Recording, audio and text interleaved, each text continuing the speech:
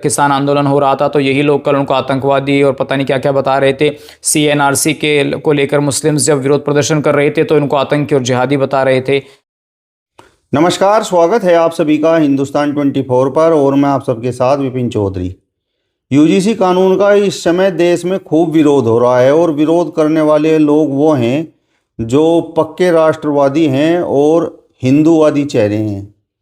अब सवाल ये है कि इस कानून में विरोध करने जैसा आखिर क्या है, क्या वास्तव में इस कानून का विरोध होना चाहिए। आज बातचीत करने के लिए हमारे साथ वरिष्ठ पत्रकार सचिन चौधरी जी मौजूद हैं। सचिन जी, बहुत बहुत स्वागत है आपका हिंदुस्तान। बहुत धन्यवाद विपिन जी, बहुत शानदार ज्वलंत मुद्दा आप लेकर आए हैं। आपने तो इस पर कई इंटरव्यू किए हैं जी। तो क्या यूजीसी कानून विरोध करने लायक है? देखिए विपिन जी, देश के अंदर ज़्यादातर जो भी कानून आते हैं उसमें एक पॉजिटिव एस्पेक्ट्स होते हैं, उसको कुछ नेगेटिव एस्पेक्ट होते हैं। कुछ लोगों को रास आता है, कुछ को नहीं आता है। देश के अंदर कई ऐसे फैसले हुए, राम मंदिर का फैसला हुआ, UCC का हुआ, CNRC का हुआ, किसान आंदोलन हुआ और अभी UGC हो रहा है। तो मैं यही कहूँगा विपिन जी कि ये देश भावनाओं का देश है और यहाँ पर आप एक छोटी सी भावना को किसी के हाथ करने की खबर उड़ा दीजिए और फिर यहाँ धरना प्रदर्शन और आंदोलन, सड़कें जाम, वो काम शुरू हो जाएगा। इसे इसी तरीके से समझिए कि ये देश एक भेड़चाल का देश है। इसे इस तरीके से और समझ सकते हैं कि जैसे पुराने ज़माने में कहावत होती थी कि भाई एक महिला कहीं जा रही थी, वो अपनी पूजा करने के लिए, उसकी पोटली में कुछ पूड़े थे, वो थोड़ी देर के लिए बैठी, 2 पूड़े वहाँ गिर गए, 1 घंटा बाद देखा आकर के कि वहाँ तो ढू लगा हुआ है। ये कानून सही है या गलत है? देश की 80% आबादी को शिक्षण संस्थानों में यदि सुप्रीम कोर्ट के निर्देशन पर यह कहा जा रहा है कि उनको किसी भी तरीके से जाति, धर्म, भाषा, लिंग के आधार पर यदि कोई भेदभाव होता है तो उसके लिए कड़े नियम बनाए जाएं, तो फिर इसमें मुझे लगता है कि 20% के लोगों को इस पर एतराज़ नहीं होना चाहिए। कुछ चीज़ें हो सकती हैं जिस पर मतभेद हो सकता है, उसमें संशोधन की बात हो सकती है, तो वो आप किसी भी तरीके से सरकार तक अपनी बात पहुंचा सकते हैं। मैं आपके दर्शकों को ये बताना चाहता हूं कि आप इस वीडियो को अभी थोड़े लंबे टाइम तक देखेंगे और इसमें एक एक पहलू पर विपिन जी हम विचार करेंगे ताकि लोगों के डाउट्स क्लियर हो जाएं। विरोध हो इसलिए रहा है कि लोगों में शिक्षा का अभाव है। 3 तरीके के लोग इसका विरोध कर रहे हैं। वो लोग या तो जिनको इसकी जानकारी नहीं है वो विरोध कर रहे हैं, दूसरा वो लोग जिनको राजनीति करनी है वो लोग विरोध कर रहे हैं, तीसरा वो लोग विरोध कर रहे हैं जिनको ये लग रहा है कि उत्तर प्रदेश में योगी जी की सत्ता को हटाने के लिए केंद्र एक बहुत बड़ी चाल चल रहा है। तो वही 2-3 लोग विरोध कर रहे हैं। स्वर्णों ने बनाया है, स्वर्णों का बनाया हुआ कानून है, OBC SC ST एक्ट के उनके लिए बनाया गया है, वर्ग के लिए, तो उसमें मुझे लगता है कि कोई दिक्कत नहीं होनी चाहिए। इस कानून से क्या सामान्य वर्ग और जो SC ST OBC है बट रहे हैं? बट नहीं रहे हैं, बांटे जा रहे हैं। जब हम 140 करोड़ की बात करते हैं, जब हम देश की बात करते हैं, जब आप हिंदू सनातन की बात करते हैं, तब तो आप कहेंगे कि नहीं सब एक हैं, लेकिन जब बात जाति पर आती है तो आप खुद ही जातिवादी हो गए। वही लोग जातिवादी हो गए जो लोगों के घरों में पूजा कराते हैं, वही लोग जातिवादी हो गए जो देश को क्षत्रिय बताते हैं। तो ये जातिवाद की भावना समाज में नहीं है, कुछ चंद लोगों में है, जिसमें वैश्य समाज के लोग भी हो सकते हैं या फिर वो दूसरे समाज के लोग भी हो सकते हैं, स्वर्ण भी हो सकते हैं, कोई भी हो सकता है। लेकिन मुझे लगता है कि इसमें निरर्थक जातिवाद को बढ़ावा दिया जा रहा है। जिस तरीके के नारे लग रहे हैं कि योगी से कोई बैर नहीं और मोदी अमित शाह तेरी खैर नहीं। देखिए, मैंने अभी आपको बताया कि इसका विरोध क्यों हो रहा है। जिनको लग रहा है कि नहीं उत्तर प्रदेश के मुख्यमंत्री विशेष समाज से आते हैं तो हम उनके साथ रहेंगे, तो ये जातिवाद को लेकर के जो बातें हो रही हैं, तो मुझे लगता है कि इसमें कोई ज़्यादा महत्वपूर्ण चीज़ों को देने की ज़रूरत नहीं है। कानून पर हम विपिन जी बात करें तो ज़्यादा बेटर होगा। ये तो आपको पता है राजनीति का पार्ट है, तो योगी जी से बैर नहीं, मोदी तेरी खैर नहीं। कल यही लोग कह रहे थे कि जो राम को लाए हैं हम उनको लाएंगे, करे कल मोदी जी ही तो ला रहे थे। कल तमाम चीज़ों को लेकर किसान आंदोलन हो रहा था तो यही लोग कल उनको आतंकवादी और पता नहीं क्या क्या बता रहे थे। CNRC के को लेकर मुस्लिम्स जब विरोध प्रदर्शन कर रहे थे तो इनको आतंकी और जिहादी बता रहे थे। तो ये चलता है देश में, इसमें कोई बड़ी बात नहीं है। सचिन जी, जिस तरीके से आपने इसका अध्ययन किया है, ये जो कानून आया है, तो ये जो नए बदलाव हुए हैं ये किसके कहने पर हुए हैं? देखिए, सुप्रीम कोर्ट में रोहित वेमुला और जो पायल तावड़े या इस तरीके के जो बच्चे हैं जिनको जाति मज़हब के आधार पर कहीं ना कहीं शोषित होना पड़ा यूनिवर्सिटी में और उनको अपनी जान गंवानी पड़ी, तो रोहित वेमुला का परिवार और पायल तावड़े का परिवार, इन दोनों ने सुप्रीम कोर्ट में अर्जी लगाई हुई थी लंबे टाइम से। उसमें कहा गया था कि हमारे बच्चों को उस तरीके से जातिगत आधार पर भेदभाव का शिकार होना पड़ा और उनको अपनी जान तक देनी पड़ी। हम नहीं चाहते कि देश के जो और बच्चे भी हैं उनकी भी इस तरीके से जान चली जाए। तो इसको लेकर सुप्रीम कोर्ट ने यूजीसी और सरकार को गाइडलाइंस जारी की थी विपिन जी। तो ये कहना कि तो मोदी जी ला रहे हैं, अमित शाह जी ला रहे हैं, ये बहुत बड़ा बेवकूफ़ी भरा बयान है। मुझे लगता है कि ये खाम खा के आरोप हैं। एक सदस्य होते हैं, आप देखा होगा विपिन जी आपने, कि अलग अलग विभागों की स्थायी समितियां होती हैं।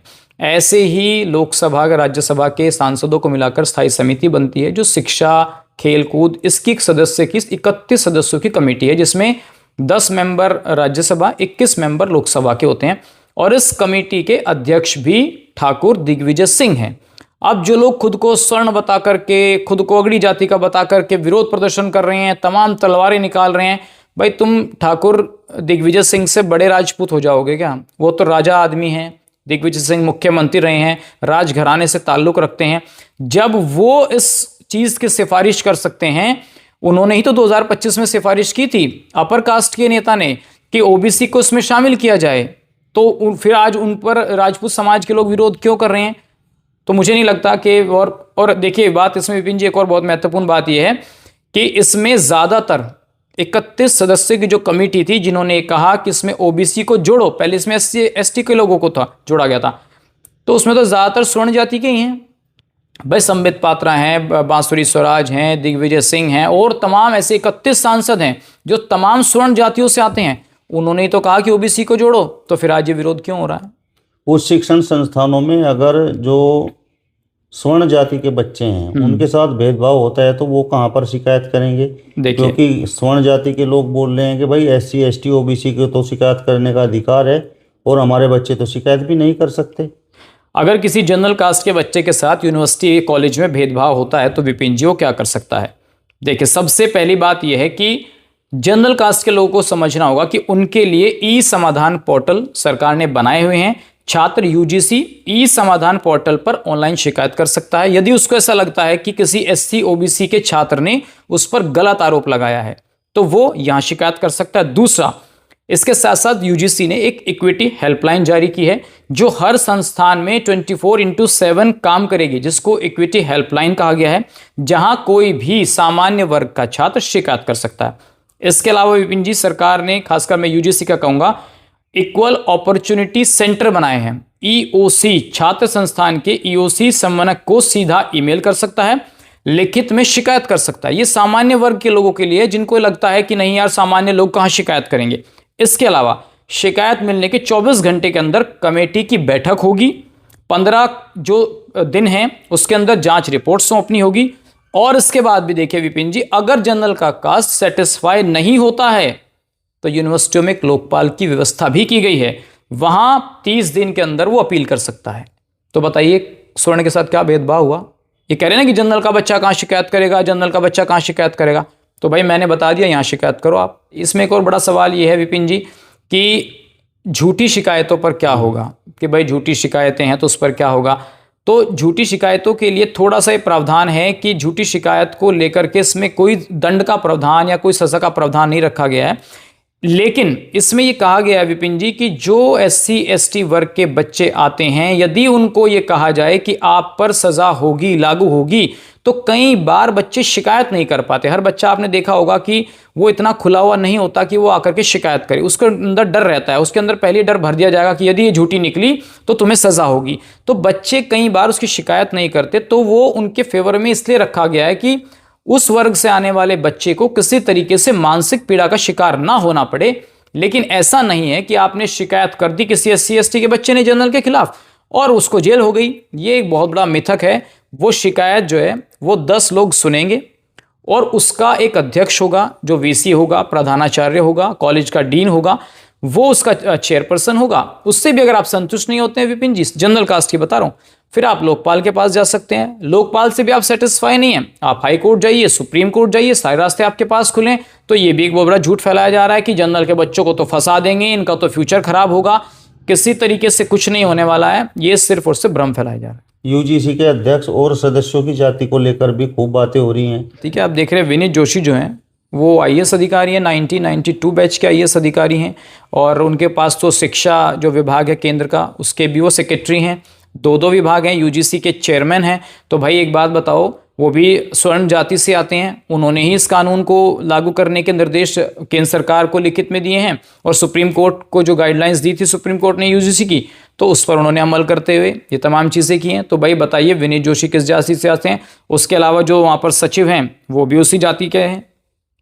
तो बनाने वाले विपिन जी, हैरानी की बात तो ये कि सब स्वर्ण जातियों के हैं, विरोध करने वाले भी स्वर्ण जातियों के हैं। तो भाई एससी एसटी के ओबीसी के लोगों ने तो ना तो ये बनाया और ना ये मांगने गए सरकार से, ये तो सुप्रीम कोर्ट में पिटीशन दाखिल हुई, उसके निर्देश पर बन रही है। अब मोदी अमित शाह हाय हाय करते रहिए, उससे क्या फ़ायदा होने वाला है देश के अंदर? कमेटी में कितने लोग होंगे और किन जातियों से होंगे? क्योंकि लगातार ये बात बोली जा रही है कि भाई कमेटी में तो एससी एसटी ओबीसी के लोग होंगे। नहीं, ये भी बहुत बड़ा भ्रम फैलाया जा रहा है। देखिए मैं आपको बता देता हूँ कि आखिर इसमें कितने लोग होंगे। इसमें 10 लोग होंगे और 10 में एक अध्यक्ष होगा, वो किसी भी जाति का हो सकता है। लेकिन इसमें विपिन जी 3 लोगों के लिए जो निर्धारित किया गया, जिसमें एक एससी, एक एसटी, एक ओबीसी, बाकी 7 लोग, चाहे वो विकलांग हो, चाहे वो महिला हो, सामाजिक कार्यकर्ता हो या छात्र प्रतिनिधि हो, वो कोई भी हो सकता है, प्रोफेसर हो, गैर शिक्षक संस्थान का जो व्यक्ति है यानी कि जो गैर शिक्षण कर्मचारी है वो भी इसमें शामिल हो सकता है। तो 3 रिजर्व हो गए। 7 में भाई आप चाहे स्वर्णों को ले लीजिए, चाहे उसमें जो इंटरकास्ट है वैश्य को ले लीजिए, राजपूत को ले लीजिए या ब्राह्मण को ले लीजिए। तो ऐसा तो होगा नहीं विपिन जी कि 3 भी रिजर्व है और 7 के साथ एससी ओबीसी आ जाएंगे। उसके अलावा भाई जो वीसी होगा वो अध्यक्ष होगा इस कमेटी का। क्या वो एससी होगा, क्या वो ओबीसी होगा? ज़्यादातर वीसी और आप देखेंगे तो स्वर्ण जातियों के ही हैं, तो वो वहाँ बैठेंगे। क्या वो उस चीज़ को नकार देंगे? उसके अलावा जो लोकपाल, अगर आप सेटिस्फाई नहीं होते हैं लोकपाल में शिकायत कीजिए। लोकपाल ना तो एससी का है ना ओबीसी का है, वो स्वर्ण हो सकता है, आप उससे सेटिस्फाई नहीं है, सुप्रीम कोर्ट हाई कोर्ट जाइए, वहाँ भी आप देखेंगे वहाँ भी कोई ऐसा नहीं है कि जजेस सारे एससी ओबीसी के हैं। तो ये फिर अन्याय कहाँ होगा? सिर्फ राजनीति है।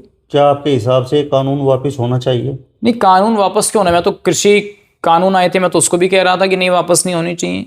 अब कोई सरकार कानून बना रही है तो कुछ सोच समझ कर ही बना रही होगी ना। 118% जो केसेस बढ़े हैं एससी एसटी के खिलाफ, तो वो क्यों बढ़े हैं? अभी आपने देखा होगा उत्तराखंड में एक लड़का एंजल चकमा, नॉर्थ ईस्ट का, उसको किस तरीके से चिंकी, मोमोज, चाउमीन, बर्गर, उसको नस्लीय टिप्पणी की, उस लड़के की पीट पीट कर हत्या कर दी गई।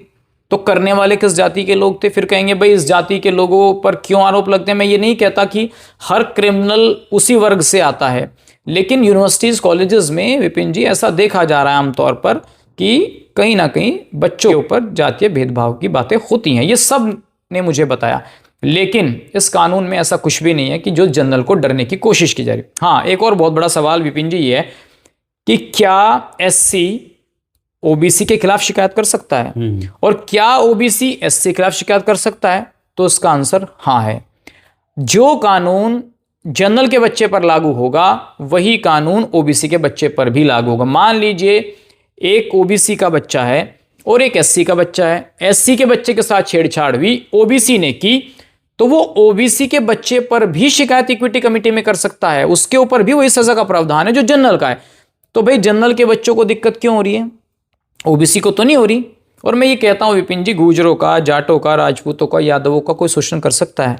नहीं कर सकता। ना ही शोषण सहन करते हैं और ना करते हैं। ये ना आंख झुकाते हैं और ना आंख दिखाते हैं, या आंख में आंख मिलाकर बात करना जानते हैं। तो मुझे नहीं लगता कि यहाँ पर शोषण वाली कोई बात है। चलिए, तो वरिष्ठ पत्रकार सचिन चौधरी जी को आपने सुना। फिलहाल इस वीडियो में बस इतना ही। अगले वीडियो में फिर आपसे मुलाकात होगी। तब तक बने रहिए हिंदुस्तान 24 के साथ। नमस्कार।